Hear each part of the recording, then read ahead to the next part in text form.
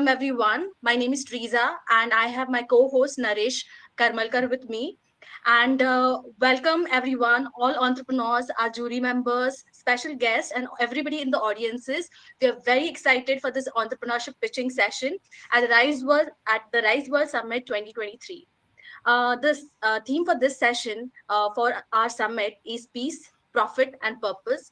And I'm very glad to tell you that all our entrepreneurs that are pitching today are not only entrepreneurs working on the purpose of profit, but are working also with the purpose of making this world a better place. We created this session because we have been working with the entrepreneurs for a very long time, and we realized that there is this huge need of having a friendly and safe place for entrepreneurs to pitch their businesses, get honest and supportive feedback from a jury or from a team that really cares for them. We had also hosted a pitching session on 29th with Urvisha Kuradia of PitchBooks. And today we have six of our entrepreneurs and a lineup of amazing jury members and speakers here today. So without further ado, let me invite Naresh to do the first introduction of our speaker. Thank you. Thank you so much, Teresa. Welcome, everybody. We are, I think, in for a fantastic couple of hours, and looking forward to listening to some amazing pitches coming in by some really amazing entrepreneurs. And we're happy to have Rise introduce this new event this year, and we hope this will grow in the mentorship of Teresa at the helm. Okay, without further ado, we are really fortunate to have with us Paula Marivala, founding partner of Aureolus Ventures, to give us the opening note. Paula also is part of the Rise World Summit Steering Committee. Paula is a physicist by training, but dons many hats: technologist, businesswoman, investor, mentor, and philanthropist. Her previous investments have been in the area of technology, sustainability, social impact, women empowerment, and education. She has led investments in several early-stage companies and has a portfolio of more than 35 companies and is well-versed with the entire VC cycle of sourcing, evaluation, due diligence, closing deals, as well as working with portfolio companies over the entire life cycle of scaling, fundraising, and managing exits. Not to mention, Paula, of course, is a very, very inspiring woman. Please put your hands together virtually to welcome Paula. Paula, stage is yours. Thank you, Naresh, for that kind introduction, and thank you, Rise Summit team, for putting together this amazing event yet again. And a warm welcome to all the entrepreneurs who are on this session. Kudos to you guys. It's a tough journey to be an entrepreneur, and even tougher to be a social entrepreneur. So, it's always heartening to see entrepreneurs take the plunge to do what really is their passion, and go full throttle to try to make a difference to the world. I think what I want to talk to you guys about is a little bit about what it means to be an entrepreneur. I'm sure some of you may have already experienced part of this journey, or in the past, or have just begun. But I also want to touch upon, why one becomes an entrepreneur, and what are the things, besides making a business plan and going out to make a team and raise money. What are the things that one must be mindful of as you start your journey as an entrepreneur? And a little bit focus on what it means to be sort of in a social sector where you're more purpose-driven, but you also have to keep an eye on that on the green box of profit and cash in the bank. So let me start by asking, why somebody becomes an entrepreneur. What are clear motivations or goals? Many times I get very different answers to this question when I put it up in a group. A lot of the times it comes down to an experience that the founder has had, which has led him or her to actually come up with a solution or a potential solution, which leads to an idea of a business. So it comes from a first-hand experience of a problem. Many times founders just pick up something which is trendy, which everybody is doing, so it's called a Me Too business.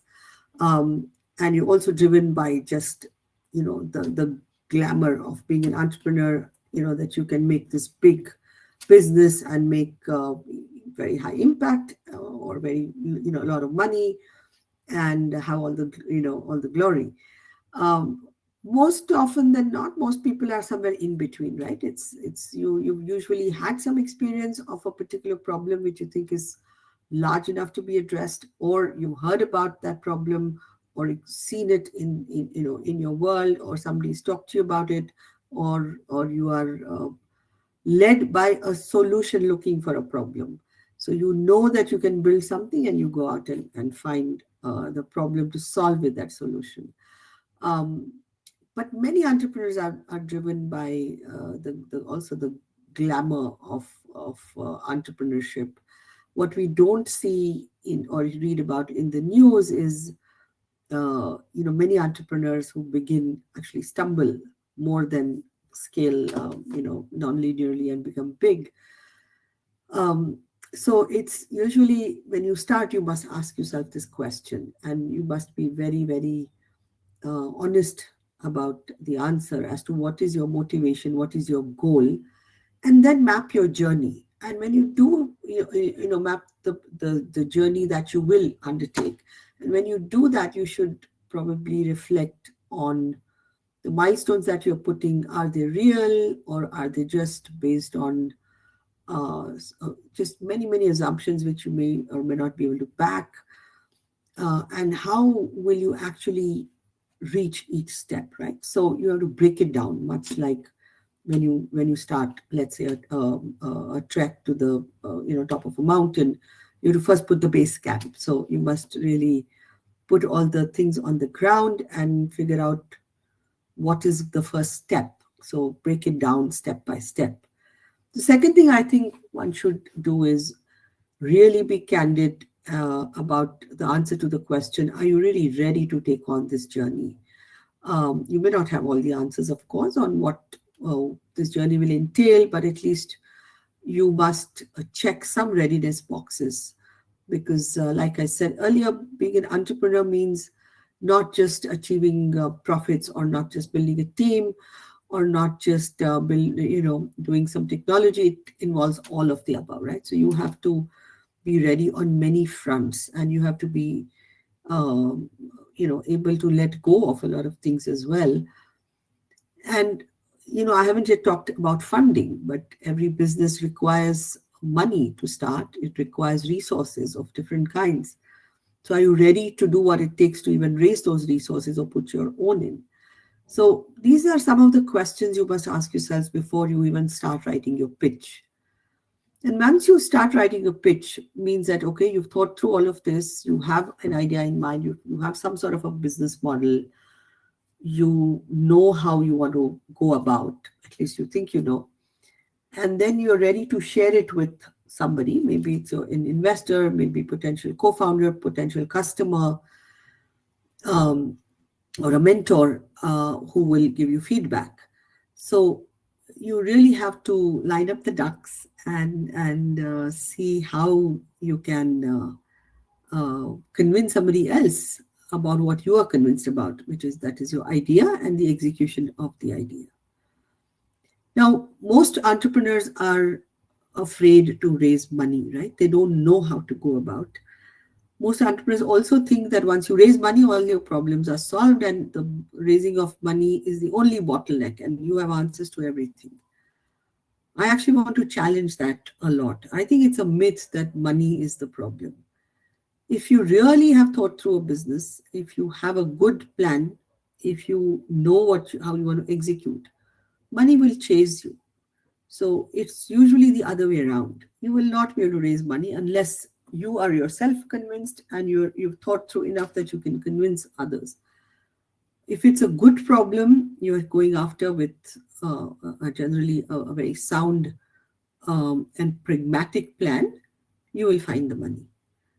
In the social sector, for example, there are, we have hybrid money that one can look for. There are grants, even in deep tech or technology business, you can get some money to build a product. But eventually, you have to realize what you have is a business, right? So the business has to stand on its own feet. Well, while you may raise money, borrow money, take grants or whatever, the money, the business must utilize that money to become self-sufficient. If you can demonstrate that, why would an investor not want to invest in an idea which can scale and which can create value? So scaling is quite important. And again, we don't all have to scale like a Google or an Amazon or the kind of thing, unicorns that one hears about. We need to just scale to make sure that your idea is not staying in a silo or impacting a very small group of people. That's probably not worth your energy or not worth making the effort to raise money or build a team. So you need to figure out who your target audience is or target group is and how you're going to the market with them and how big this can become. Again, all businesses need not be big as in unicorn scale, but it certainly must show the potential to impact a large or a substantive target group. So again, you must ask yourself, why do we need to scale up?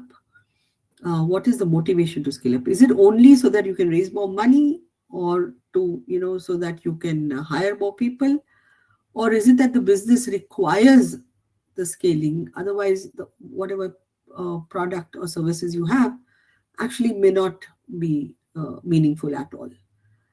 So this is a third thing that you need to do. And you need to think about how will you move to the next level. Let's say you build a product and you pilot it, you try it out.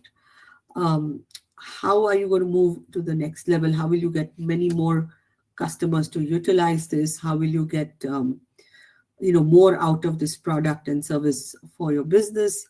So again, you have to break this all down and see how this can be done, or what are the potential various pathways in which this can be achieved.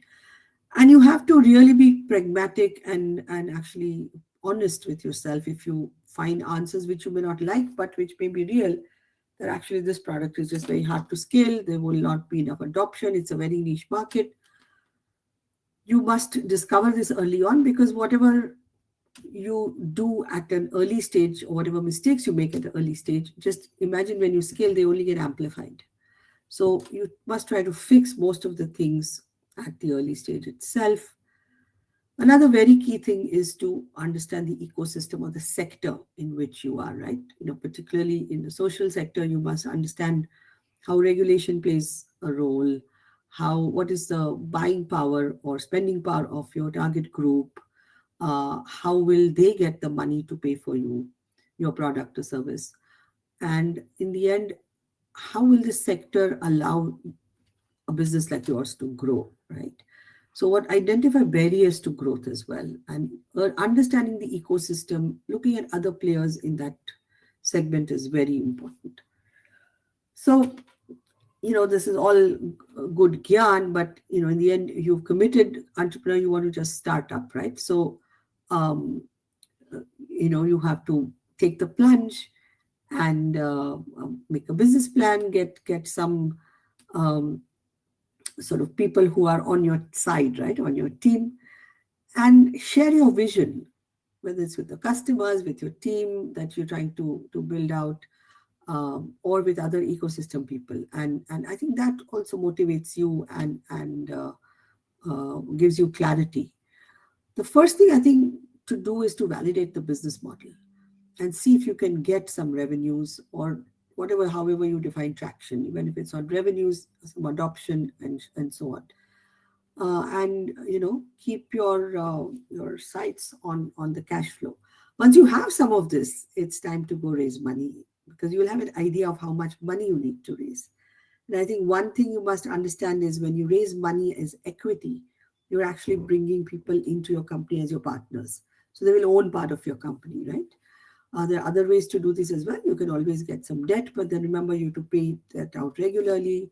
You can get grants, or you can get strategic people to be partners so that they are getting something out of it and you're getting something out. So there are multiple options that you should look at. But in the end, you have to be focused on on moving to sort of the next stage quickly. Um, and at every stage, you must be focused on the market, right? On who you're building this company for, which is your consumer, your customer, and keep your sights on how you will create thought leadership and market leadership, how you will manage your money better and improve your cost structures, enhance productivity, and not just be focused on, okay, I'll build the best product. I know the best, solution.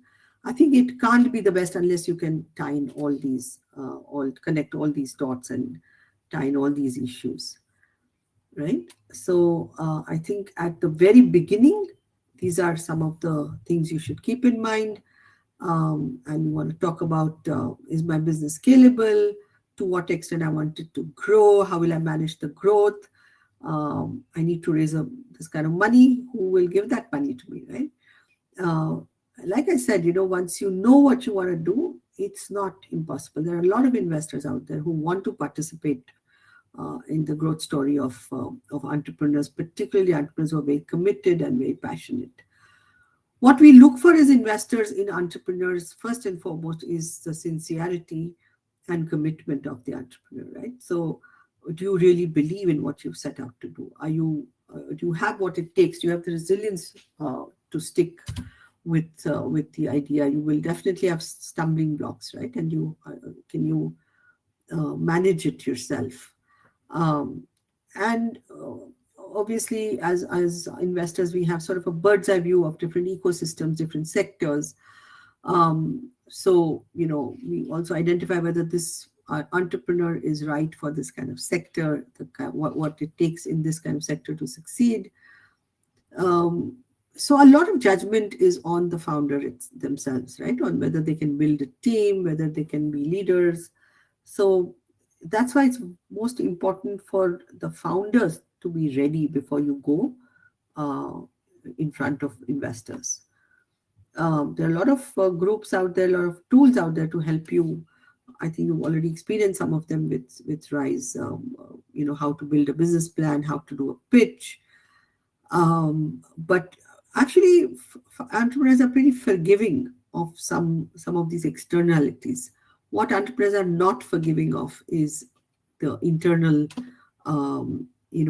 core of the entrepreneur. If you're not honest about your motivation or about how you want to go about doing this or why you need to raise money, and also be honest about things you don't know, because entrepreneurs are expected to know everything, but obviously they don't, right? If you can't be an expert in fundraise, in team building, in setting up processes, in managing your organization, in marketing, in tech.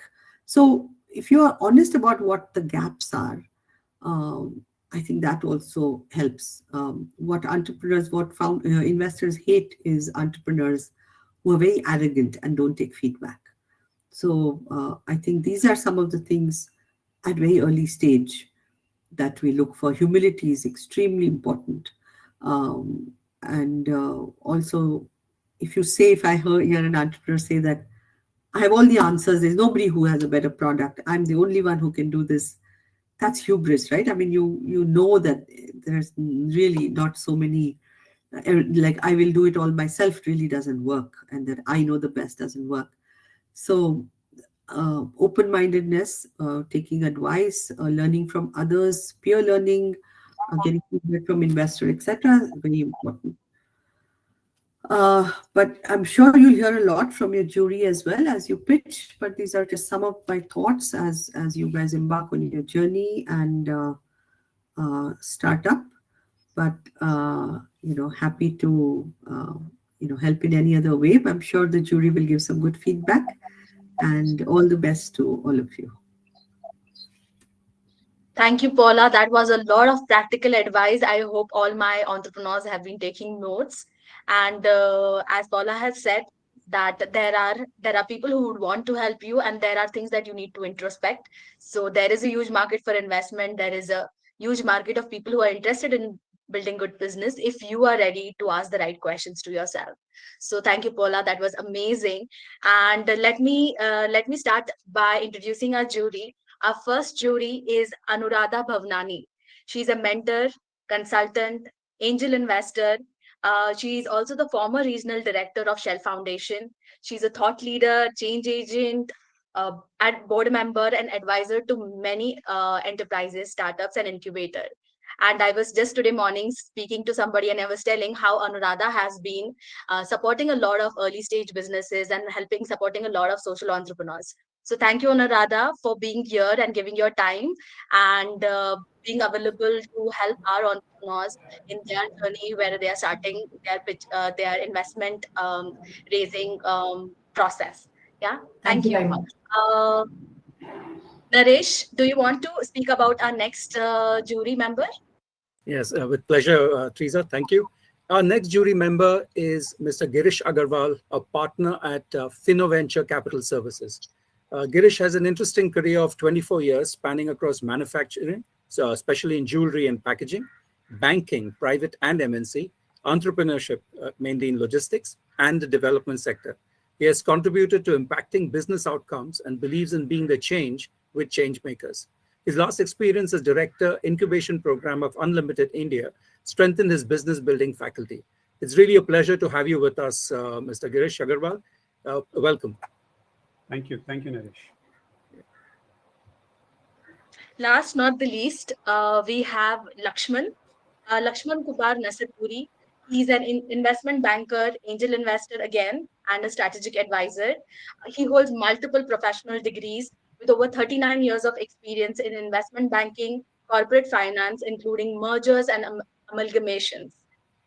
He has invested in over 35 companies, including PSafe, Chai Break, Explora, and many more. Not to mention, he's an amazing person, and I had a great time interacting with him on this journey of getting him to be on the jury panel. Thank you, Lakshman, for joining us over here. Thank you, Naresh, and thank you, Teresa, for inviting me to this forum. Look forward to an interacting session today. All the best to the budding Thank you. entrepreneurs. Thank you. Now let's move to the part which we have been most waiting for, which is pitches for the entrepreneurs. But let's go over a few rules. Rule number one, actually there are no rule number one as such. There are total 10 minutes for entrepreneurs to pitch, 5 minutes for them to really pitch, and 5 minutes to get feedback from our jury members. I know the time is tight, so we also have an online sheet where our esteemed jury will be adding information, giving feedback, etc., which we'll be sharing with you later on. Let's not spend more time on discussing the rules. Let's move on to our first speaker, Stuti Jain. Unfortunately, there is no bell system. So the moment 5 minutes are up, we will be pulling you down to the screen. I'm sorry for that. There are no other options on this platform at this point of time. Yeah. Okay, Stuti, go. Hi, good afternoon, everyone. I'm Suti Jain, and I'm the founder of Soft Fashion. Feliciana, you can start the timer. You're starting the timer now? Shall I start? Yep. Hi, I'm Suti Jain, and I'm the founder of Swap Fashions, which is a one-stop solution for all pre-loved clothing. Did you know that on an average, a woman utilizes only 40% of her wardrobe, or that before discarding an item, she's probably worn it like less than 8 number of times? Because of social media, repeating of clothes has gone down. And what's worse, every time there's an occasion, we still have nothing to wear. We're going to the shopping malls, picking up more stuff, falling victims to fast fashion, depleting nature's resources, and leading cluttered lifestyles. At Swap Fashions, we allow women to sell and swap their pre-loved clothing in exchange for cash or points. If they do not have clothes to swap, they can also thrift these pre-loved items from our website at very discounted rates. By doing this, Swap Fashions not only increases the shelf life of the garments, it also reduces the demand for new store-bought clothes. It gives women the access to high-end fashion, which was otherwise beyond their reach. Plus, it allows them to save money as well as the environment. As compared to our competitors, Swap Fashions is really providing thrifting as a serious alternative to shopping. At Swap Fashions, every item is washed, disinfected, and then provide it to the customers, because one of the biggest apprehensions while buying secondhand clothing is that they're unhygienic or they look old or worn out. We ensure that the item is impossible to say, what Swap Fashions is selling is impossible to say whether it is a store-bought item or a pre-loved item. Today, the secondhand clothing market for women in India alone is $5 billion, and it is growing at such a fast pace that in the next 5 years, this is supposed to double itself. Therefore, it won't be wrong if we say the future is pre-loved. Swap Fashion started its soft launch in October 2020. The present version of the website was launched in June last year. Until December last year, we were experimenting with the product market fit and the business model. In this experimentation itself, we've received around 1,500 clothing items. We've been able to sell more than 700 items and cater to more than 350 women. Last month, January, we have actively started marketing, and our website has already received traction of more than 1,000 women. 1,000 users. I'm using this platform to come seek guidance for investment to be able to grow at least 5 times bigger this year, and also to include segments like kids wear and men's wear into our collection. Thank you very much.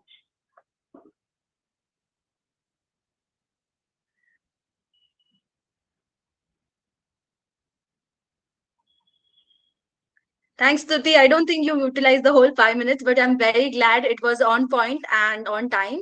Deepa, can we have the jury over here so that we can have the feedback from them? Thank you.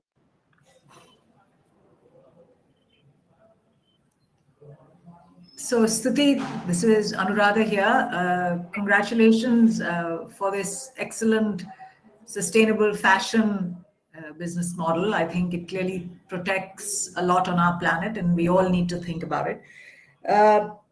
Just 2 points. One is what I found, what I haven't been able to capture still from you is, one is you said funding, and 2 is what are the other challenges, top 2 challenges that you're facing right now to take your business from beyond money into the next 5x volume? Marketing is, I think, our business model is kind of sorted now. We've also taken a lot of feedback from customers over the last 1 year and revised the business model. Marketing is one bottleneck for us, for which we hired a marketing expert last month. And of course, this is all bootstrapped, so I have specifically allocated a big chunk of my investment into marketing right now. So hopefully this bottleneck that we were facing, we won't face further down. Another thing which I know you said it should not be related to money.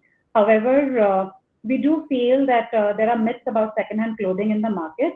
So when you have a physical presence, and we can, right now we're operating out of an extra room in my apartment. So if you have a physical presence for women to come see the clothing, and then the trust factor improves. So we've always done extremely well in offline sales. And we know that if we have an offline presence, permanent presence, that will also boost our sales. Thank you. I think that's brilliant. I'll send you separate comments on how you can network and understand other global models, and I'm sure there's already a lot of work you've already done in this space. Thank you. Thank you so much. Thank you. Anuradha, thank you. Stuti, thank you, and Anuradha, thank you for your inputs too. I think one thing which I would also suggest, if you could link in the deck, you've shared a couple of global problems. By virtue of your intervention, if you're able to link how one or more than one of these problems would get resolved. So that's something which is not coming out in the deck. And second, since I come from the finance background, I would have also loved to see some information on the finance in terms of how the journey has, not detailed, but at least the journey part of it. So that gives a sense of how your progress is. I would Yes. say these are We do two have of my a project connections. report ready, and how the finances have been for the last year or so. Yes, We yes. do have that information. And one input, since you highlighted about the problem of having a physical store, I think a lot of cities have stores for rental outfits. So would that be a good place for you to partner with them and have a small section in those rental outfits, which already has a footfall, and it has a footfall for people who are interested in renting clothes. So that could be your captive audience, is a thought Yes. that I would want to put on table. Yes. And There see is an if, overlap in the audience, and you're right. yes, and if that solves your infrastructure problem. I think that's excellent. Yes. Thank you. Thank you so much.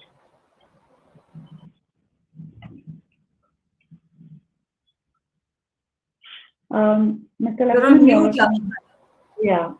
yeah. Sorry.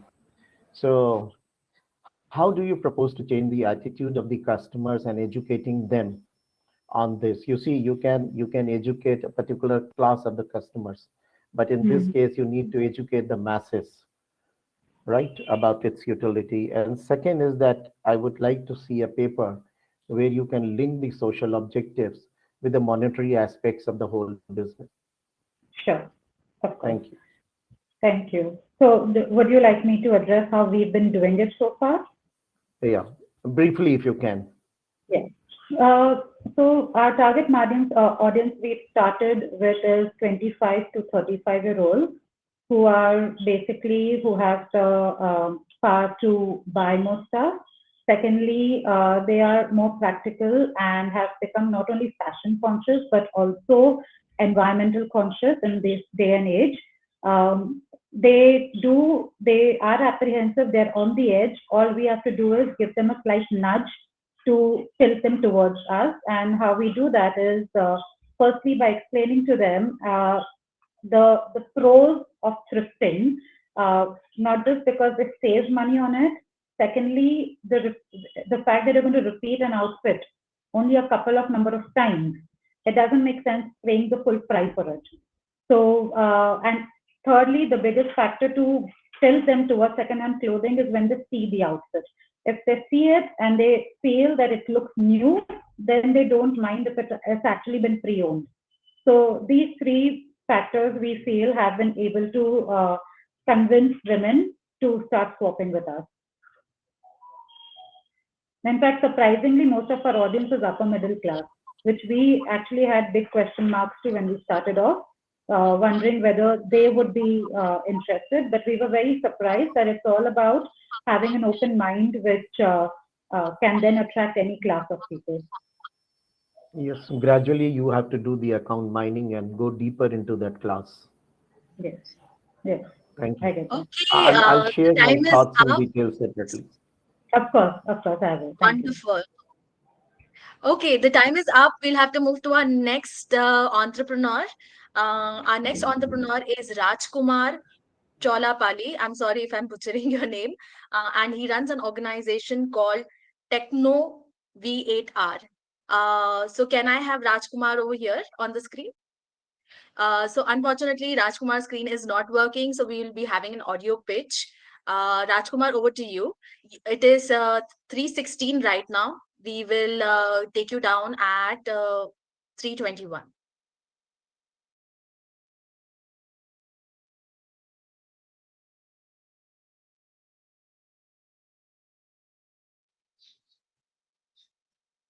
Rajkumar, can you hear us?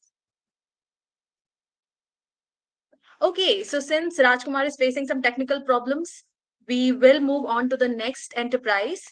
Can I invite Navya Regode of Mento Tates to come on stage here and do her pitch? Hi, respected jury members, Rise Summit members, my fellow entrepreneurs, and the lovely audience. Firstly, thank you so much for providing me this platform to present my dream to you. So imagine a world where someone wakes up on a Monday morning, super happy and excited to go to work, having a job that they absolutely love doing and being paid well. Sounds perfect, right? But we all know the reality of Monday mornings. I'm Navya Regod, co-founder and CEO of Mentor Tales. I'm an engineer turned HR professional with close to 3 years of work experience. And in my professional journey so far, I've had an opportunity to interact with 1,000 plus candidates, majorly job seekers. And there's one common pattern that I've observed.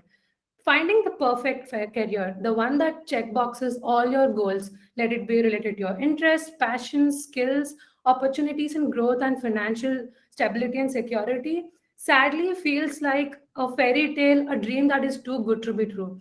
We often tend to compromise on the kind of career choices that we make due to various reasons, such as maybe societal pressure, financial challenges, and not having enough time and not finding the right opportunity for them. And I believe all of these are surface level problems, and there is an underlying cost to it. That is lack of awareness of what their skills are and what is the area of interest, and exposure to the kind of opportunities that are present in the market. We at Mentor Tales aim to build a comprehensive, high quality, and affordable people tech solution that will enable people to pursue their dreams by exploring the stories of mentors on our trails. Why stories, you ask? Well, storytelling is a fundamental part of being human. We can recollect a dialogue from a 10-year-old movie, but probably struggle to recollect the formula that we studied in the last semester. That is the power of stories, and that's why Mentor Tales. We would love to carefully draft and present the personified perspectives of our mentors who followed their dreams, and I'm pretty sure these will act as a mentor to someone walking down the road not taken. This is a huge industry. Maybe you can term it education at this point, but all the players, I believe, are focusing on the what of the problem and trying to solve the surface level reasons. And we would like to focus on the why of it, that is helping people find their dream job and also help them and enable them to build a beautiful career out of it, so that we can act like a catalyst in ensuring that even all these big players in education industry get maximum out of it and people have really good opportunities out there. And we are currently in ideation stage. We are a small team of 6 members with diversified skills, and we have a 3-year product roadmap out there, which includes but not limited to innovative strategies for one-on-one quality mentorship, carefully drafted psychological consultations, a beautiful community building engagement, and a portal where people get qualified leads about the job opportunities in the market. And since we are very early in stage, we are seeking financial modeling advice and investments for the initial employment cost so that I can build a power team and establish a strong foundation for my company and grow exponentially and expand our product. Because I believe this is the need of the hour. And 10 years down the lane, I would love to see people talking about how much they love their jobs, what they're learning, and how they're growing, rather than complaining about why their manager called them on a Saturday evening to assign a work. Thank you.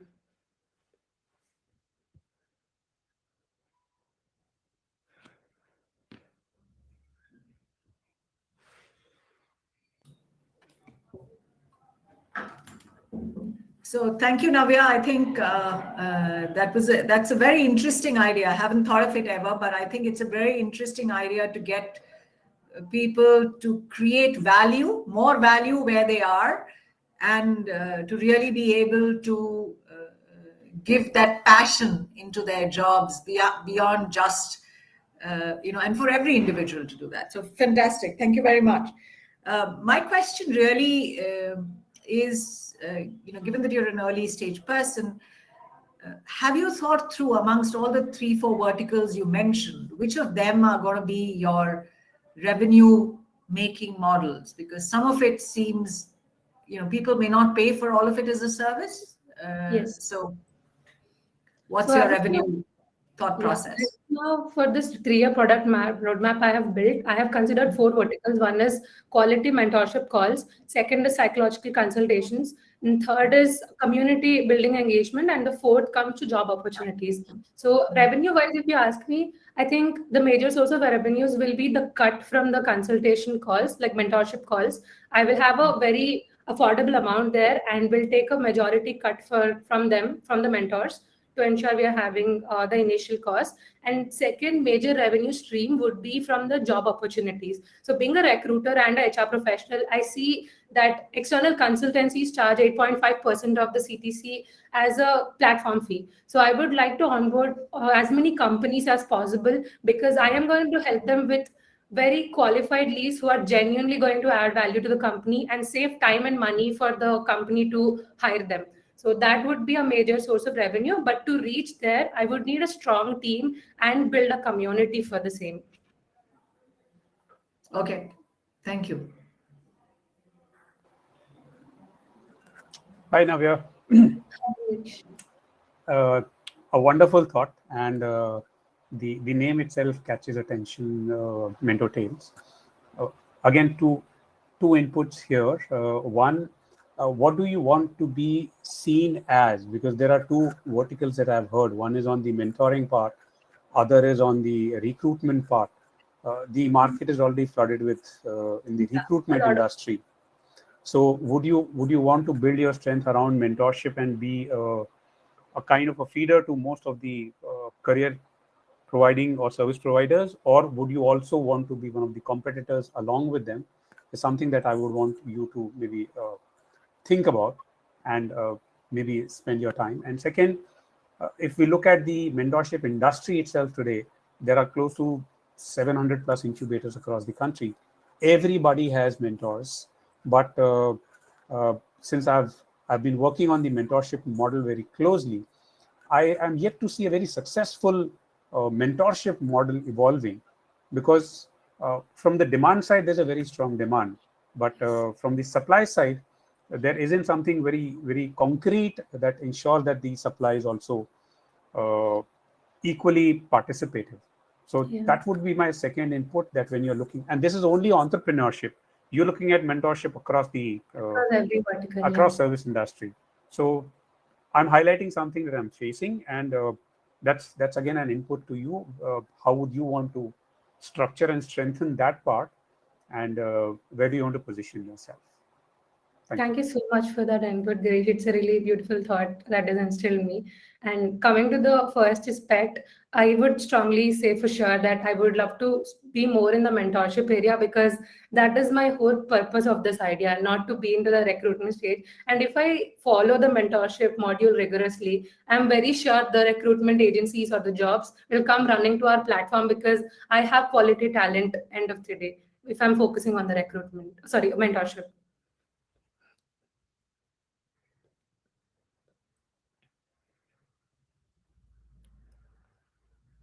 I can't hear you, Lakshman sir.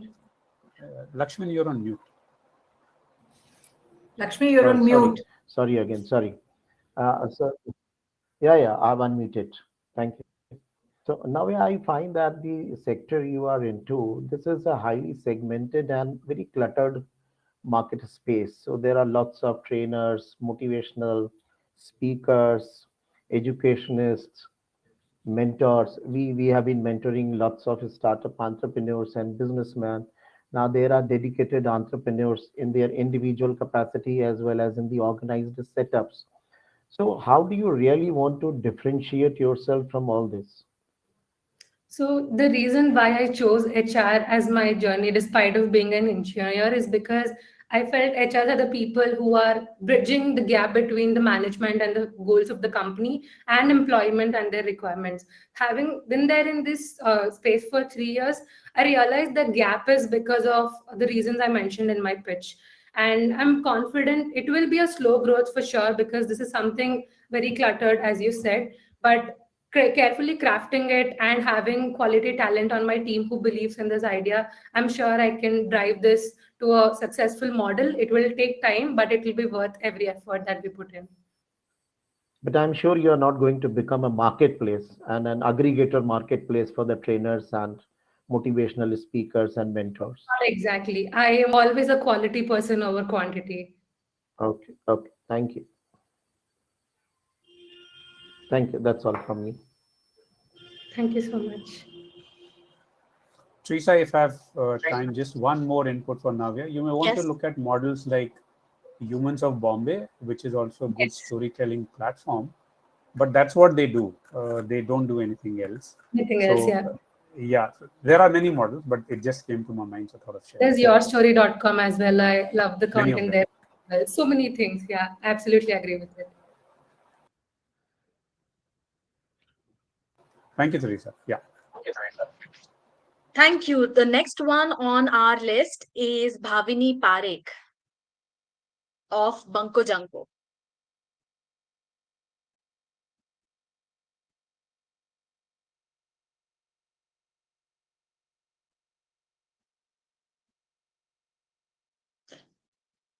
Bhavini, can you hear us? You are muted. You may want to unmute yourself.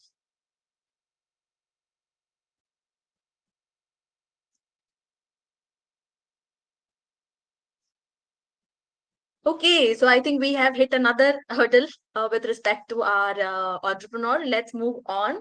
Let me invite our next entrepreneur in line, Preeti Rathod of Amritatva.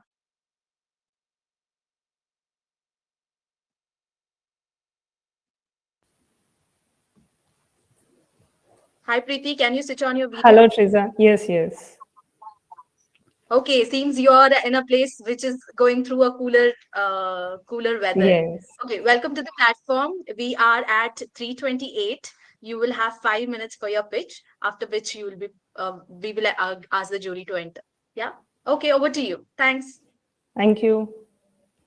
Good afternoon, everyone. I'm Preeti Rathod, co-founder of Amritatva. In 2015, my son diagnosed with gluten intolerance and was unable to digest milk.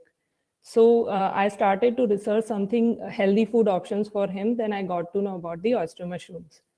And I found that oyster mushrooms are superfood rich in mineral, protein, fiber, micronutrient, and antioxidants, and best alternative for non-veg and dairy. So we work on circular economy. And in 2019, I started with the cultivation of oyster mushrooms in an eco-friendly way.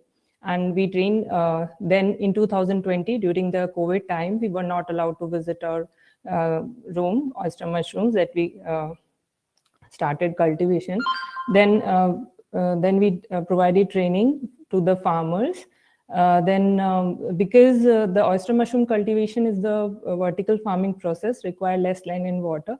So farmer can earn, and those have less resources. And in 2021, we registered as a company, Amritatva Food Private Limited. And in last 1 year, we developed 11 products, and we placed our products in offline stores in Jaipur and in marketplaces like Amazon, Flipkart, Meesho. And we are selling our products through our own portal, amritatva.com. We have right now 11 products. Those are vegan, gluten-free, and value-added with the mushroom-based food products. So thank you.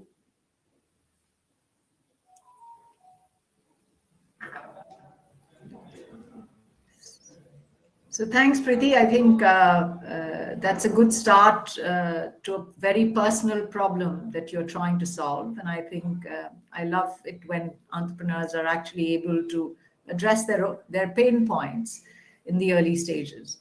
I think the question really I have is your experience so far with the revenues that you've been able to generate. It seems from your understanding that, of course, you have to take manufacturing to scale and everything else. But what is your experience with affordability, ability to pay, the customer segmentation, who are the buyers, and everything else?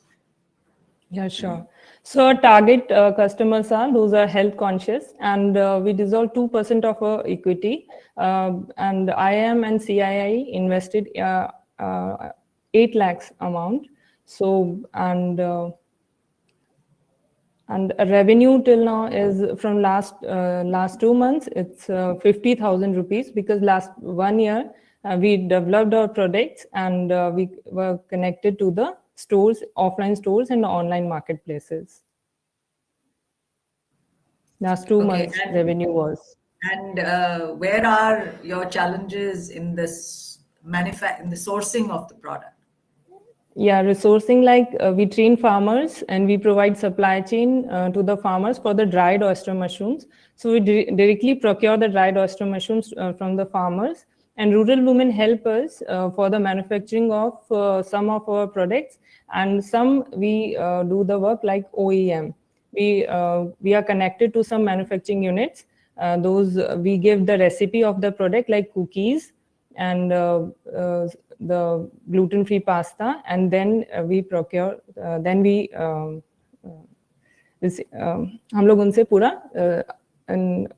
Wholesale amount में उनसे product ले लेते हैं. Right.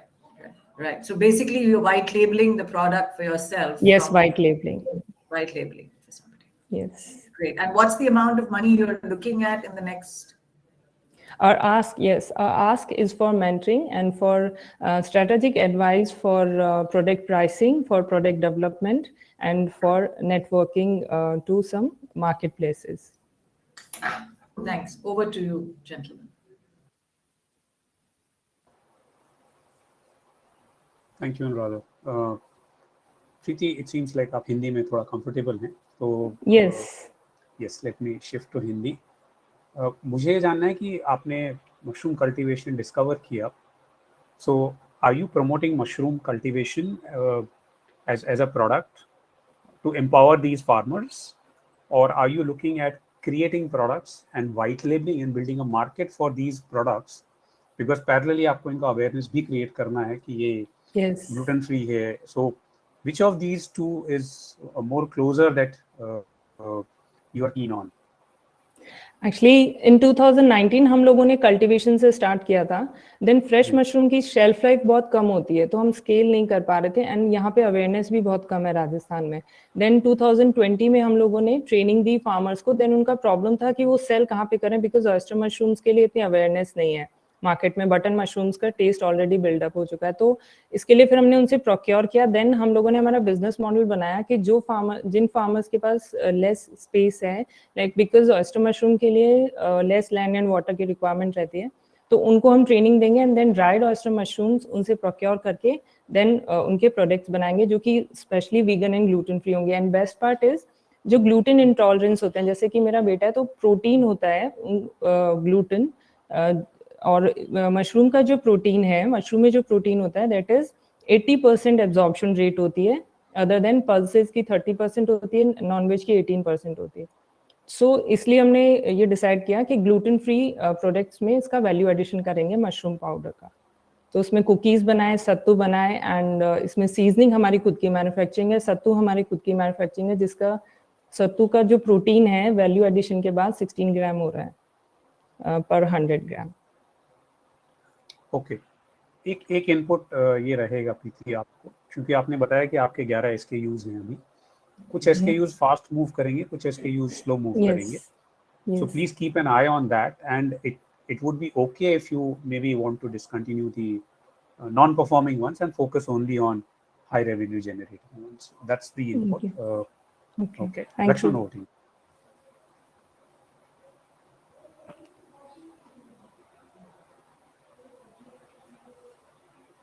Lakshman, over to you.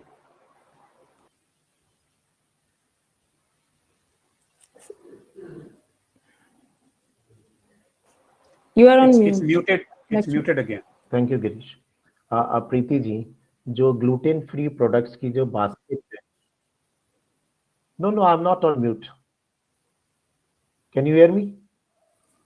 So there's a little bit yes, sir. Yes. Okay. मैं प्रीति जी ये कह रहा था कि जो gluten free products हैं, उसकी जो basket है वो बहुत बड़ी है. बहुत सारे products हैं आज की डेट में जो gluten free हैं. तो आपको क्या लगता है कि आप पूरी बास्केट धीरे धीरे कवर करेंगी, नंबर 1. और दूसरा, when you create the increase the number of SKUs in that basket, how do you propose to create that awareness in the market? Sir, for awareness हम लोग ऑलरेडी हमारा सोशल मीडिया हैंडल पे जैसे Instagram है, YouTube है, through that हम लोग aware कर रहे हैं. कंटेंट लाइक कंटेंट शेयरिंग है regarding knowledge, regarding how to use our products, and next is how to make like oyster mushrooms, and जो हमारे प्रोडक्ट्स हैं उनको किस तरीके से यूज किया जाए. एंड डेफिनेटली काफ़ी बड़ी रेंज है, एंड हम लोग अभी जो OEM यूनिट, मैन्युफैक्चरिंग यूनिट से कनेक्ट हो रहे हैं, तो उसमें हमने सबसे पहले अभी हम खाखरा यूनिट से, खाखरा प्रोडक्ट से स्टार्ट कर रहे हैं, और उसमें हम ऑयस्टर मशरूम का वैल्यू एडिशन करेंगे. और इस तरीके से हम डेफिनेटली फिर इंक्रीज करेंगे प्रोडक्ट्स। जैसे अभी हम लोगों का फर्स्ट प्रोडक्ट था ऑयस्टर मशरूम, देन सीजनिंग हमारा हिट हुआ प्रोडक्ट, और उसमें हम सेकंड और लेके आए, जो कि हमारा बेस्ट फीडबैक हमें मिल रहा था कि जो मैगी मसाला है वो उससे रिप्लेस कर रहे हैं, बिकॉज हमारे जो सीजनिंग है वो वैल्यू एडेड है, एक तो ऑयस्टर मशरूम पाउडर से, सेकंड इज उसमें कोई भी प्रिजर्वेटिव नहीं है, कोई भी एडेड कलर नहीं है, तो मैगी मसाला से रिप्लेस कर रहे हैं कस्टमर्स। देन हम लोग सेकंड इटालियन सीजनिंग लेके आए, जो कि हमारी खुद की मैन्युफैक्चरिंग है। थर्ड हम लोगों ने फिर उसमें कुकीज, ग्लूटेन फ्री कुकीज हमने ऐड करी, जिसमें हमने वैल्यू एडिशन किया था मशरूम पाउडर का। तो अभी मार्केट में ग्लूटेन फ्री प्रोडक्ट्स नहीं है जो कि वैल्यू एडेड है मशरूम पाउडर से। वीट कंटेंट प्रोडक्ट्स हैं, लाइक वीट नूडल्स, कुकीज हैं जो ऑलरेडी वैल्यू एडेड है मशरूम पाउडर से, बट ग्लूटेन फ्री प्रोडक्ट्स नहीं है। तो इस तरीके से हम रेंज इंक्रीज करेंगे। आपको ऐसा नहीं लगता कि आप एक रेंज पर फोकस करें? अभी आप देखिए, एक तरफ आपका ऑयस्टर मशरूम्स है, दूसरी तरफ इटालियन पास्ता है, तीसरी तरफ खाकरा है, जो कि बहुत सी वैसे ही मतलब हर आदमी उसको यूज करता है। तो आपको नहीं लगता कि आपको जो टारगेट सेगमेंट है उस पर थोड़ा सा फोकस करना चाहिए, और एक टाइप का आइटम लेके चलें, पहले उसको पुश करें, पेनिट्रेट इनटू द मार्केट, एक बार वो एस्टेब्लिश हो जाए फिर आप जाएं? क्योंकि मशरूम की मार्केट कुछ और है, इटालियन पास्ता की मार्केट कुछ और है, और खाकरा की मार्केट कम से कम महाराष्ट्र में तो बिल्कुल ही अलग है, महाराष्ट्र एंड गुजरात में। Yes sir, okay. सब definitely we will implement, and अभी हम लोगों का जैसे ये था, कुकीज हमने ऐड करे थे, तो उसका हमें रिस्पांस काफी अच्छा मिला था। सो दैट्स वाई हम लोगों ने फिर खाखरा ऐड करने का किया, बिकॉज लोगों का चॉइस ये रहता है कि रेडी टू ईट फूड मिले और वो हेल्दी हो। Okay, thank you, Preeti, and thank you, jury members. I think we'll have to move on to our next entrepreneur. I think Preeti, आपका discussion काफी engaging और काफी interesting और काफी लंबा चला. So I think that's a sign that you have a very interesting business going on for you. Okay, so our next entrepreneur that is participating is Vishakha from Urja Box. Is Vishakha here? Yeah. Vishakha, can you unmute and start your video?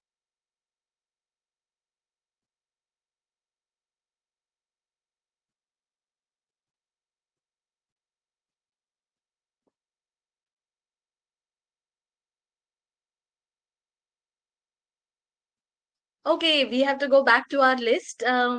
Can we have Rajkumar back on the screen again?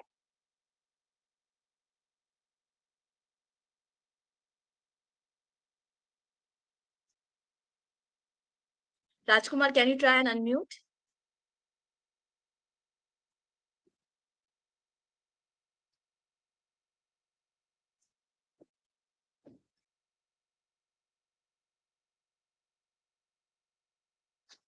Can you hear me? Yes. Oh, oops. Deepak, can we have Rajkumar back? Am I audible, please? Yes, Rajkumar, you're audible. Okay. It is Hello, 3:20 everyone. right now. You have 5 minutes. Yeah. Namaste, everyone. I am Rajkumar Cholapalli, founder of Technovator Startup Solutions Private Limited. We are into creation of student-driven technology innovations and startups for the benefit of society. Let me give you a background of what motivated me to get into this sector.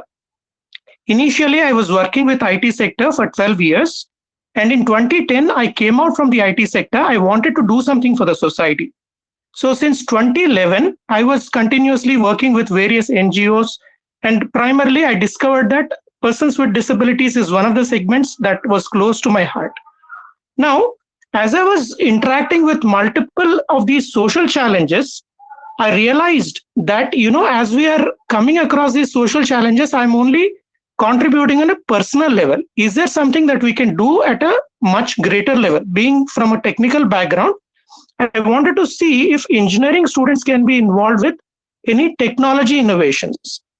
Then I realized that in 2018, there is a big gap. When I visited multiple engineering colleges, I realized that their innovation systems are not up to the expectations. Engineering students are only doing projects from the academic perspective, and they don't have adequate understanding of the various social issues, because of which even those students who are pursuing certain projects academically, at the end they abandon. So ultimately there is no benefit to the society. So this is a big issue. We have 4 lakh engineering graduates coming out every single year, out of which we only see a handful of innovations that too are coming out from premier institutions like IIT. Then what can we do? That is what I wanted to find out. So as I was interacting with multiple engineering colleges, I evolved a framework and got it validated with the engineering college stakeholders itself.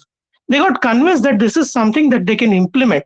So we are in Visakhapatnam region. We have taken up a couple of engineering colleges which have institution innovation councils, and we have onboarded 600 students. So primarily what we are doing is, right in their first year and second year itself, we take them through 7 stages. Stage 1 is where we are getting them familiar with the emerging technology. Subsequently, in stage 2, we are introducing them to various volunteer activities. Apart from volunteer activities, they're also having to reflect. They're made to reflect so that they can see whether they can do any technology innovation based on the gaps they have identified during volunteering. Stage 3 is working with social enterprises, again deepening their understanding of society. Stage 4 is where they are trying to do live social projects, again with a social impact. Having done all this, going through stage 5, which is an intense hackathon exercise. And at the end of first year, the students will be in a position to actually really prepare themselves for social innovations and entrepreneurship. What is happening right now is these stages are not happening. Just students are being asked to innovate. How can they innovate? Unless they understand the problems at a deeper level, they cannot innovate. So this is the foundation we are trying to lay out. And, the proposal, the entire thing also got a validation from TISS. Professor Satyajit Majumdar, who had interacted with me 5 years ago on the same project, recently we had a conversation and he felt that, we can be a part of his incubation system to formally, so that his system can also formally assist in quantifying quantitative and qualitative analysis of the data. Now, I want to be able to prove this model over over the next couple of years. I had given some numbers. Like initially, we have 2 colleges. Every 6 months, we want to be able to onboard 8 new colleges. So, until 2025, which is 2 years from now, we want to be able to work with 30 colleges. And subsequently, once we prove that we can do better, we want to be able to increase our numbers. 50 colleges we would like to onboard every 6 months and so on. Now, this cannot happen alone. We have to bring in multiple stakeholders because, every engineering student, the questions they have is it has to be properly seen and understood by and can be related in a better way. And for that, we are onboarding NGOs and social enterprises as a part of the stakeholders. At the same time, so that the engineering students can try to solve the problems, they need technical expertise, which the current colleges, unfortunately, they lack because the faculty members have more theoretical understanding. So we are actually trying to onboard alumni members as well as corporate professionals who have IT and tech experience. So with this framework, we are trying to evolve. I see a huge prospect because we have almost like 600 IICs where this model can be implemented and almost 180,000 students which can go through this. So I personally feel we are enjoying a first mover advantage right now because this is something that is exhaustive in nature and needs a subject matter understanding. Because I worked in both the sectors, I got that kind of understanding. To interrupt. Your time is up. We will invite the jury to give feedback. Thank you. Thank you.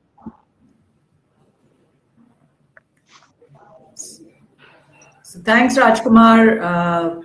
I think, clearly you're following your passion. You have seen the problem statement, and so you're building on it. Quick question. I haven't understood your whole business and revenue model, actually, as to who is the person who will pay for this service right now, based on your experience, your conversation, feedback. Where is the revenue going to come from? Ji, may I answer, please? Sure. Okay. What we see right now is engineering colleges do have some limited budget.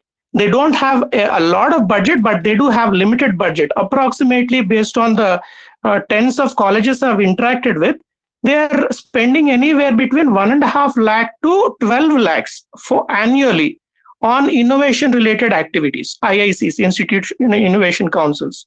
What I'm proposing to them is, you don't give me all that money, just give me 15,000 rupees per month. We will work on a monthly, this agreement. And to prove the model right now, what I'm suggesting is you actually get onboarded with us for 3 months and then see how we work so that it is matching your expectations. We can sign the agreement. So that is the model I'm pursuing. From a student's perspective, let the students pay 3 rupees per day, which is coming to 90 rupees a month, which is literally nothing. They are spending on a pizza in an hour. And it is giving them an immense hands-on understanding, and it really adds value to their career, problem solving, critical thinking, all these things. So from college, every college, I'm getting 42,000 rupees, 15,000 rupees from the college, and remaining 27,000 rupees from the students. I am only taking 300 students per college. So that is my number, maximum number. So this is how I would like to proceed.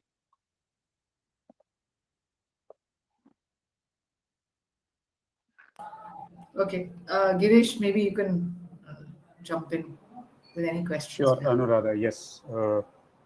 Rajkumar, it's a great initiative. And thank you, sir. As far as first mover advantage is concerned, I know another project which is working on similar lines, and I'm happy to take you through offline on that project. But I think the only couple of ideas is that why only keep it to innovations, since it's about orienting the students from the social bend of mind. And if somebody is keen on innovation, let them come on the innovation.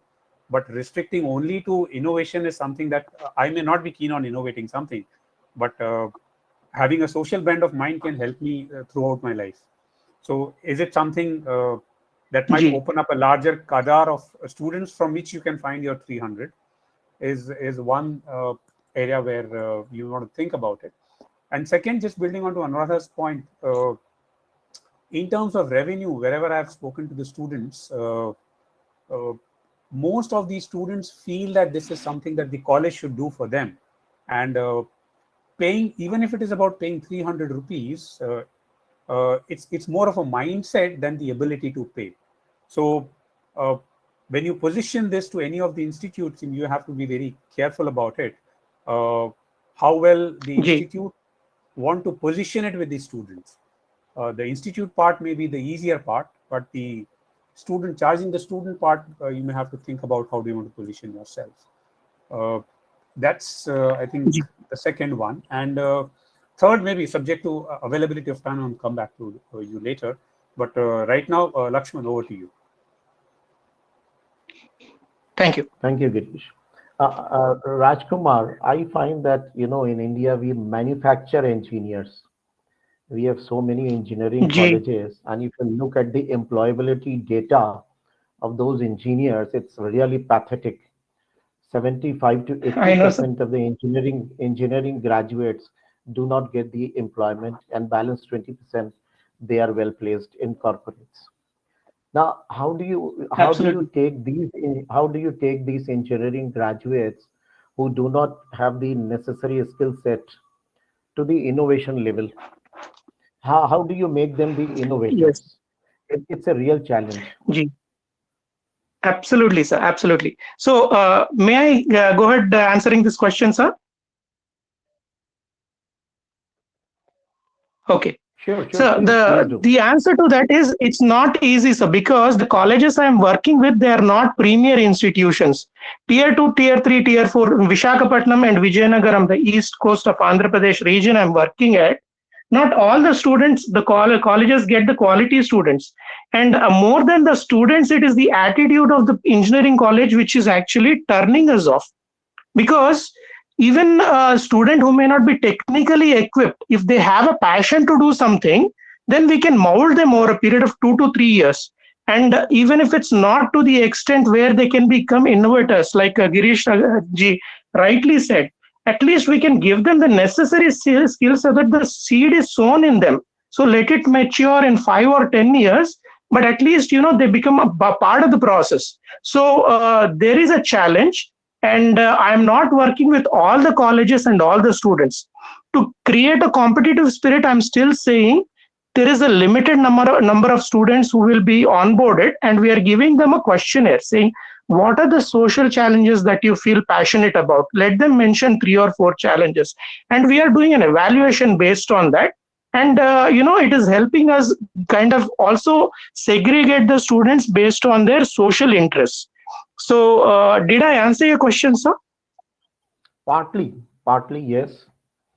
So I'm sorry, Okay. but we have to move to our next yeah, entrepreneur. We I are know we are running running very much against out. time. Yes. Okay, so next entrepreneur, I'd like to invite Bhavini. Deepa, can you have Bhavini on this thing? Yes. Hello, everyone. I'm sorry. Bhavini, At that can you time, go I ahead? was.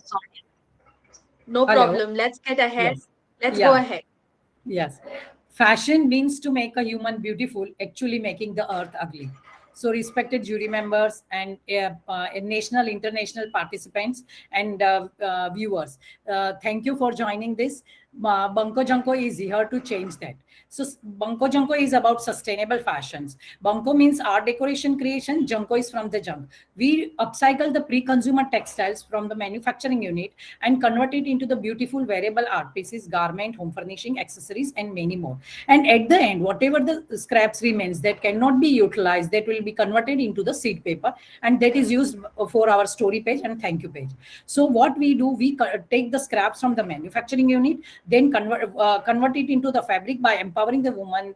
They make the fabrics from that, and then we convert it into the different products. Till today we are online as well as offline. We have our own website. We do lots of exhibitions, and not only that, to sustainability and circularity, we do lots of create the awareness by doing the workshops in the school, colleges, and many more. And our main Banko Janko is an eco-friendly initiatives by upcycling pre-consumer textiles for environmental sustainability and women empowerment. We train the women in green business and help them to generate the livelihood through making the upcycle products. I am here. I am looking for the guidance, support, and looking to expand on a large scale. Our vision is to take this venture to the social stock exchange, not for me, but for the women, those who are connected with us. And ours is a social enterprise, and looking forward for everyone's supports and these things. We got many awards, many features, and we were selected by the Visa credit card company, one of the Visa credit card companies, and we got the grant for $10,000. And yeah, we have a many international as well as national customers, and we have saved lots and lots of the textile, diverted the textile from the landfills and converted into the beautiful products. By through this, we have saved the lots of the water, energy, and so we are mainly into the working towards the circularity. And as about me, I'm in Bhavini Parikh, and in the fashion industry for more than 34 years. As I had worked during this white surface ornamentations to white labeling, I came across lots of the scraps, and I realized that it is a need of art to convert these beautiful scraps into the product. If I will give you one examples, that if you are wearing one garment, that from 10 garments during the manufacturing process, we can make a one upcycle product. So during the textile industry is the highest polluting industry in the world. 60 billions of the textiles goes to the landfill during the manufacturing process, side cuts. So Banko Janko is here to change that. And we are looking for all of your support and to join us into our green world. Thank you.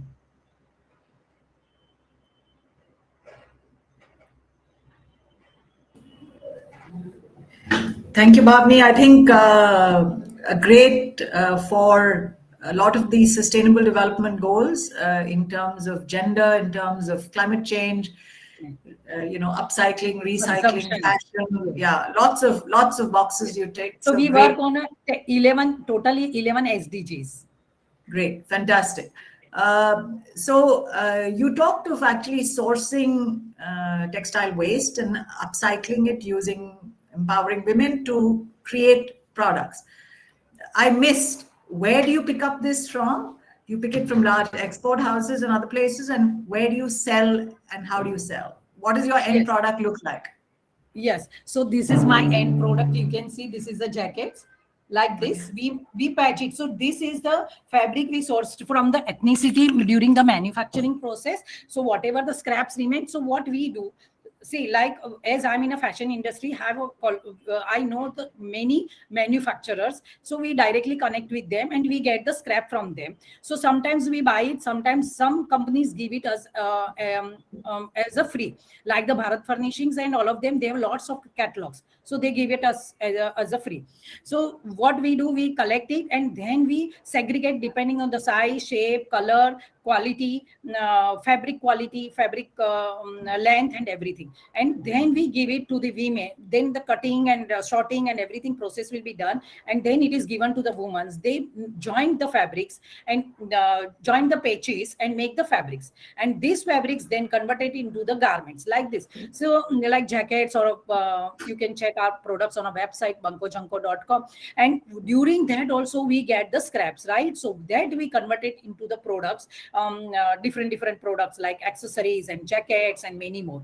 So we work on a zero waste policy, and we are doing the offline as well as online exhibitions, online selling as well as the offline exhibitions. So we are getting a very good response on offline exhibitions because people able to see the products. We also have done the one here. I want to tell one thing. One of our customer from the US, they want some bags from us, upcycle bag. And that is, they send the message with the bags that they want their child to come to the sustainable world. So we are giving this upcycle bag, and there is a lots of misconceptions about upcycle, pre-consumer and post-consumer.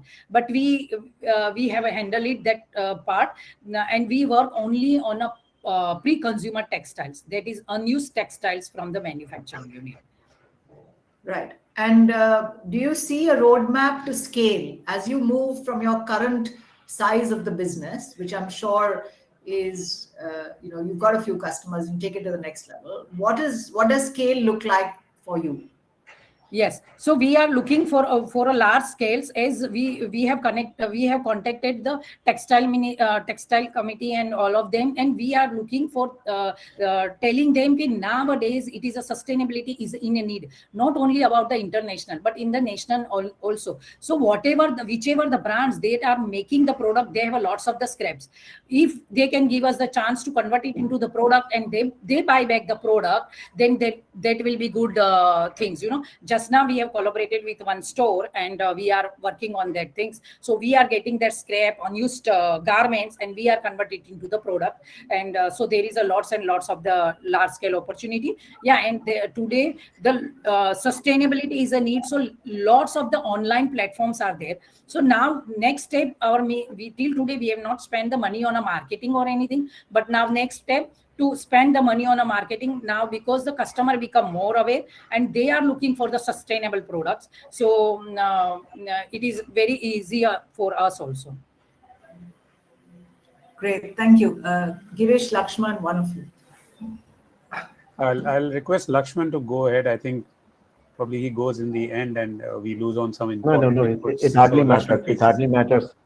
Okay. Bhavani, I just wanted to have an idea of the scale of the operation. So how much scrap is being currently processed by you? So, sir, till today, we have used more than 2,000 tons of the textile scraps. So when you say till today... 200, sorry, 200 tons of the textiles. 200 tons. And yes. Within that, can you define the period, time frame? So Is we it have 1 year, started 2 in years? 2019, and after that the COVID happened 2 years. But during that time, whatever the scrap we got it, we have sent it to the women's, and they made the mask and everything. So that is converted into the mask and all the things. But till today, we have made more than 50,000 of the pieces, like small to big. Like we have the ear headphone covers to the visiting card covers to the garment, and so many products. So when you expand your operation, do you think that this is going to be a limiting factor for you? So for me, I believe it is not the limited factor. As one thing is our strength is, as I am in a fashion industry for more than 34 years, and fashion never मतलब वो कभी खत्म नहीं होने वाली. रोटी कपड़ा मकान is the basic need of the human beings. So today the youngsters and everyone are looking for the new fashion. So why we cannot give the upcycle affordable products? If they have the choice, then they can. And whenever we come across the customers, we say you are the unique. God has created only you. Like our product is a unique. It is a one of kind. You will not find like the product, and they get the inspired. See, and what other thing happens कि in companies or some मतलब दिवाली और कुछ होती है तो सब देखते हैं कि सबका एक सरीखा गारमेंट्स है, तो they feel bad कि अरे मेरे जैसा इसने पहना है, so now they are looking for the new things and all that things. So there is a lots of opportunity. We want to expand to collaborate with the B2B as well as be on a store, and of course we are still on stores in Goa, Bangalore and Mumbai on a collaborations. Thank you. We'll take it forward on offline. Thank you, sir. Thank you. We are over the time, but Girish, I would request you to, if you can, please share your comments quickly, because all jury members' comments are important. So let's have comments. I'll share on the sheet, Teresa. But yes, one again input, Bhavini. Your energy is highly infectious, and unless somebody meets you, it's difficult to understand the passion that you carry from the fashion industry. And I think my dilemma is, when I look at your website, I miss on that energy. Your website has only one line that talks about sustainability. The entire website to me looks like any other e-commerce portal. So how does it stand out to convey the message and the passion that you carry out? Because that's the differentiating factor to any consumer. So that's an input. If you can figure out a way to transpire that through your website, that will be lovely to have. Sir, yeah, thank you so much. But one thing I want to tell you just now, this month only we have transferred to the Shopify, and there is a backend, many things is happening. And also I am very much facing the challenge about technology and all that things. Yeah. So that is, but thank you so much. In earlier, we had everything, descriptions, how the product is made and everything. But now when we are shifting and lots of the challenges we are facing. Thank you so much. That's a given, I think, but I would love to see that. Thank you. Yes. Thank you, Bhavini. And with this, we are on our last entrepreneur. Can I invite Vishakha of Urja Box? Vishakha, over to you. Good evening. It's 4:05. It's 4:05 right now. Thank you, Teresa. Good evening, everyone. I'm Vishakha from Urja Box. Urja Box has started with a vision that everyone who cooks should be able to cook at least one meal using renewable energy, because as we are seeing, the fuel prices are increasing. With that, the carbon footprint of cooking also is increasing, and we believe that with our knowledge and expertise, we can help everyone to cook at least one meal using renewable energy, be it rich, poor, educated, uneducated, urban or rural household. Everyone can join this journey and start cooking sustainably. For that, we have started with 3 types of solutions. One is the home biogas systems, and we have a number of solar cookers, and we also have biochar based cook stoves. Aligning with that, we also do some solar dried vegetables and fruits as well. Our audience mainly right now is farmers for the solar drying and using renewable energy fuel for cooking. At the same time, we have many urban people who are interested in living an environment friendly life, and they want to inculcate some aspects of environment into their lifestyle. So we have most of our 60% of our clients are from the urban areas. We have set up a demonstration session which demonstrates an LPG free kitchen which operates 24/7 365 days without LPG. And so this is the place where we are trying to replicate such cooking stations in households and in other areas. So recently we have got an interest to start a similar station in Science Park, and we are aiming to start at least 10 more such demonstration sessions where we can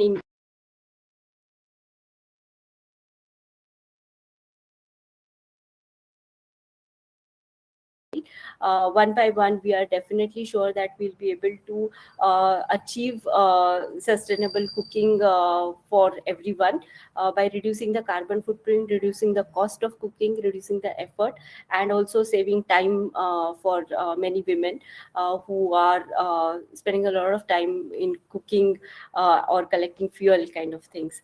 The challenges that we face currently are there are too many manufacturers, and we are still trying to streamline the best types of technologies that are available, which are efficient and also which have zero or less repair and maintenance costs going forward.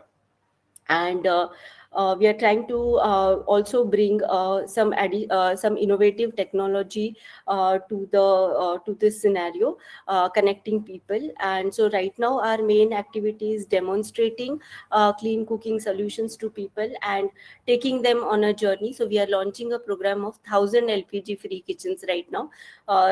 In this month we have signed up 5 households, and we are looking forward to more.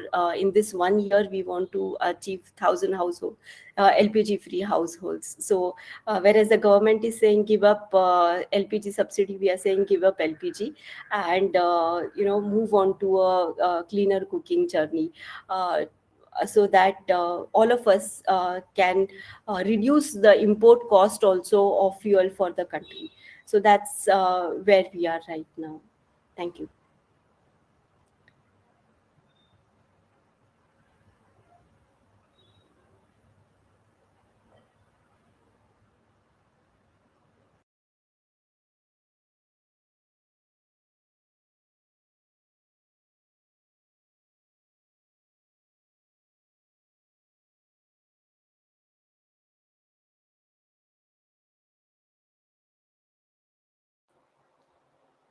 Early buyers? What is the profile of the customer? I think we lost her, Teresa. Yeah, I think so too. We Deepak, lost can you. you see Vishaka? She's dropped off. Yeah, I think her network was giving her a trouble. That's all right. We'll probably connect with her offline if we're not able to get her back. That's fine. Deepak, can you try try one more time to get the Vishaka back? I can hear you We'll all. wait. Hello, I can hear you all. Hello. Yes, we can see Vishaka. you Okay, now. she's back. We can see you. Yes. Yeah, I can hear you. Yeah, so Yeah, did so you I could hear you all, but I'm not sure if you could hear the pitch. So. Okay, go ahead. Did you hear the question? No, I'm sorry, I missed the question. Okay, so one, who have been your early buyers? What's the profile of that customer? And since you're offering this as an alternative to current owned, I assume people are already owning something that they cook with, and you're offering this as a replacement or an add-on to their kitchen. What's the price point that your product is? Because it's an asset purchase in a way. Right. So our first customer was from a rural area who wanted to reduce the cooking cost for them. So they started with a small energy efficient cook stove. The starting point, the starting cook stove starts at ₹1,000, and then the cost goes up to around 25,000 rupees. Okay. And you said you're in an early revenue company. So how much of your products have you sold so far as a proof of So we have product moving? Yeah. Yes, so we have sold around 200 cook stoves, all solar, biogas, and biochar put all together, and we have also sold some dried products, which solar drying, dryers and dried products also.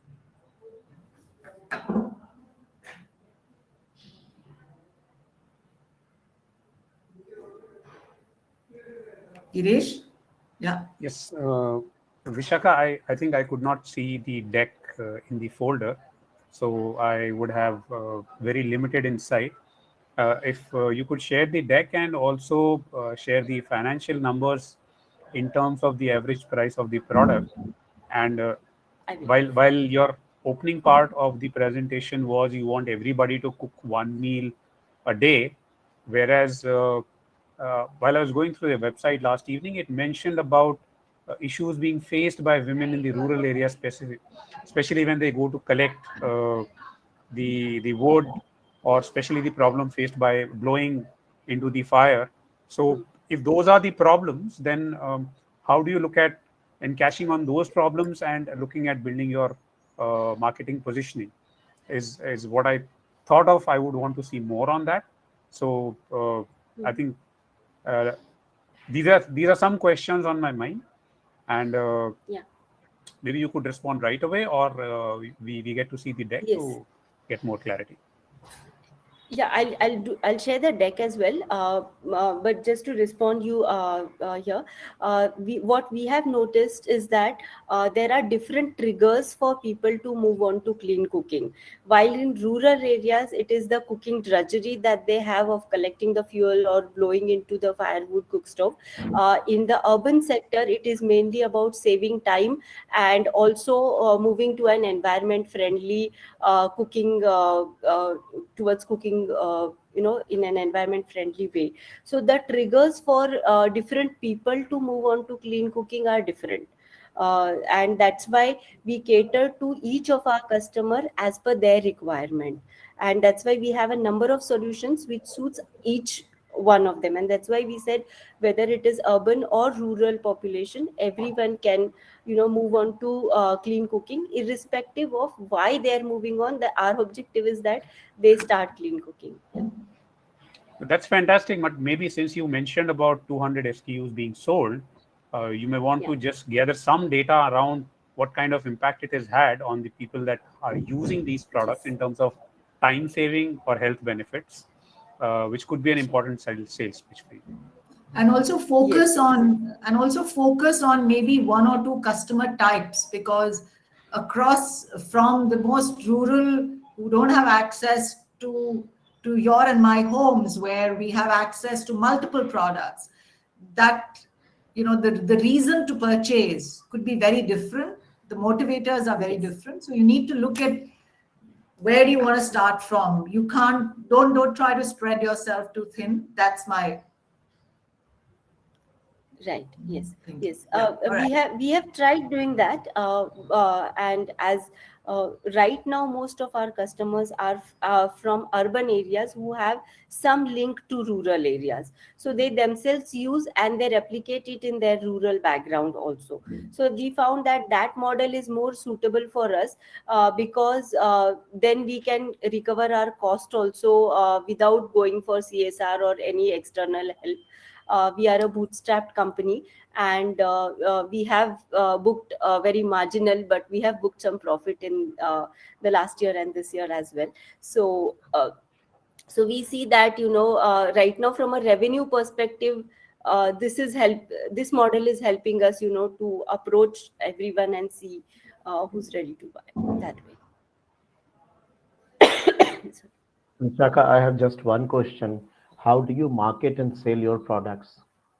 Do you think that affordability is an issue with your rural buyers? Do they find it difficult to pay up for that kind of an amount and buy it? If so, have you thought of any alternative means of financing that sale? I mean, there are lots of schemes, there are lots of microfinance institutions and NBFCs which can be roped in to enhance your sales, and this will facilitate the buyers also to pay installments and they can buy your hardware. Yes, we have tried different things to help customers buy the cook stoves, or especially with biogas. There are some government schemes which are available with Nagar Parishads or Gram Panchayats, and they do facilitate that.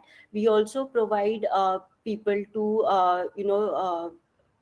on a buy borrow rent basis also. We have given some cook stoves especially to people who are into shifting type of employment, where they stay in their rural areas for when there is agricultural work, and then they move on to semi-urban areas for employment for the rest of the years. So we are trying different models, and we are seeing which one is more suitable for which kind of audience. So yes, we are working on that, though we do not have one fixed answer for it right now, but we are trying different things to help our customers. Thank you. Thank you. So thank you so much, Vishaka. Thank you, jury members, for an amazing job today. Thank you so much. First of all, I think it's been amazing listening to 6 amazing entrepreneurs with such wonderful ideas. And I think what Girish pointed out and the passion that was shining through, truly amazing. Let's give a round of applause, virtual, of course, everybody, all our attendees and everybody. It takes a lot of guts, as Paula said right at the beginning, to think of becoming an entrepreneur.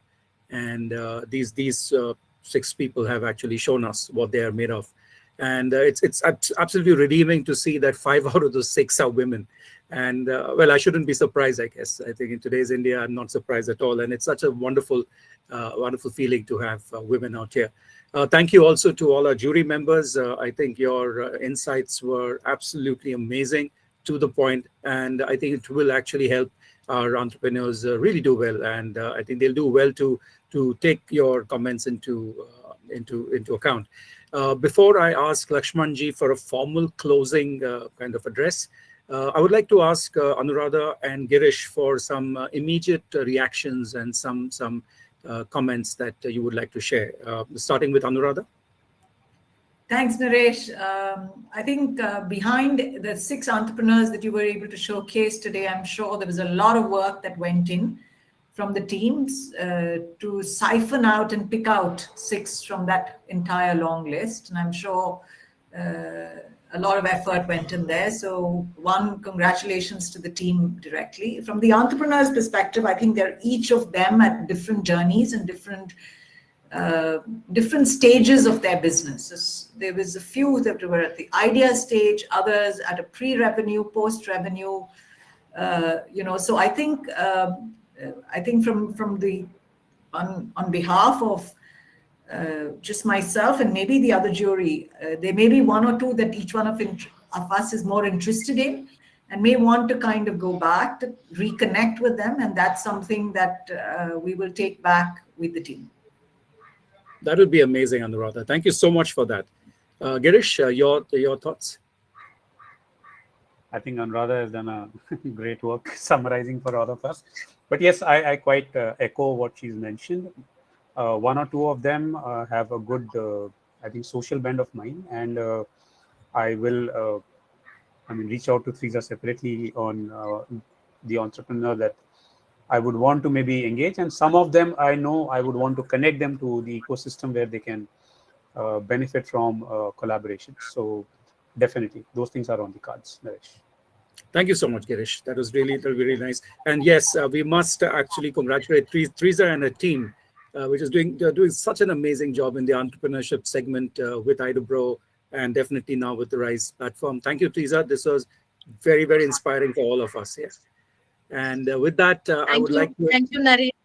I'm sorry, I'll have to interrupt.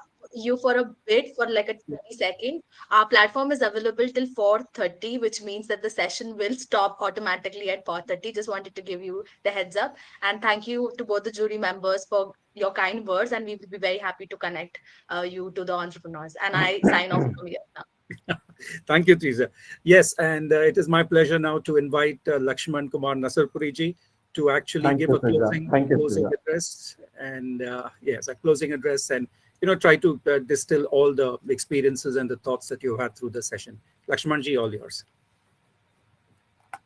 Yeah, thank you, Nareshji. The experience has been really good, and I can really feel that a lot of effort has gone into this, and the shortlisted entrepreneurs are really good. I think they need some kind of a handholding and support in terms of taking their entrepreneurial journey to the next step. And of course, as at least I can say that I'm always there to do the handholding without any cost or without any charges. Now, having said that, I would share a couple of things as an investor. So before I point out these basic requirements or maybe some piece of advice, I would say that the Indian startup ecosystem is now well established. This is the third largest startup ecosystem in the world after US and China, with almost 250 unicorns and sunicorns with a combined valuation of more than 450 billion US dollars. We as a nation have done really well. Now coming back to, because we are running against time and I think we have almost 7 minutes, so I will try to touch the basic points. Uh, when I look at the entrepreneurs, what are the characteristics or what would be my advice to them? I would briefly touch upon those. Now, number one is that as an investor, in fact, I would say for all the investors, they primarily invest in people. The business comes later, the revenue model comes later, but it is primarily the person, the team behind the project, which matters to us. And when I say that, we look at the people, we look at their passion, we look at their dedication, we look at their commitment. If we find that they are passionate enough, they are sentimentally, emotionally attached to that venture, we try to give them the requisite backing in terms of not only the money, but in terms of various other value addition help in terms of our network. Now, when I say that the passion, my point is that initially we used to come across lots of IIT graduates and IIM graduates who were, in a way experimenting with the money of the investors. They knew that, okay, we will try our best, but in case something doesn't work out, so job market is there, we will go back to the corporate world. Now things have changed.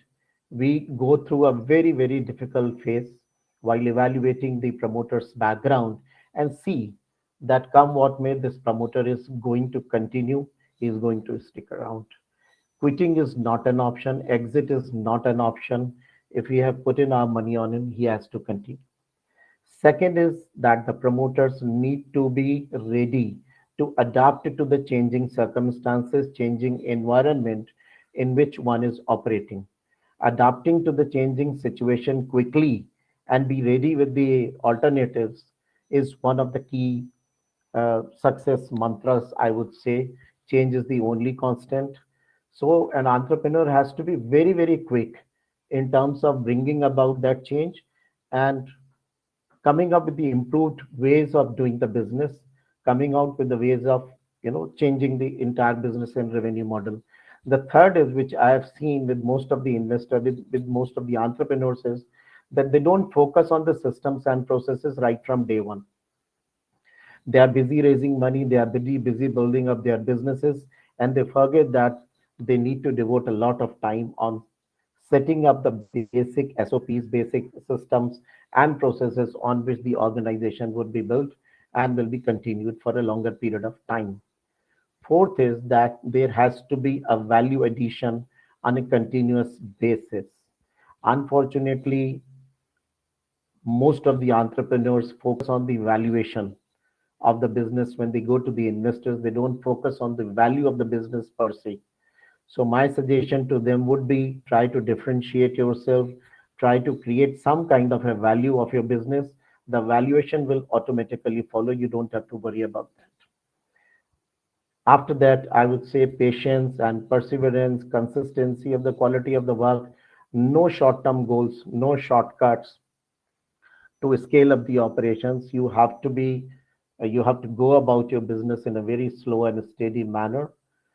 And you see, it is said that when everything fails, try patience.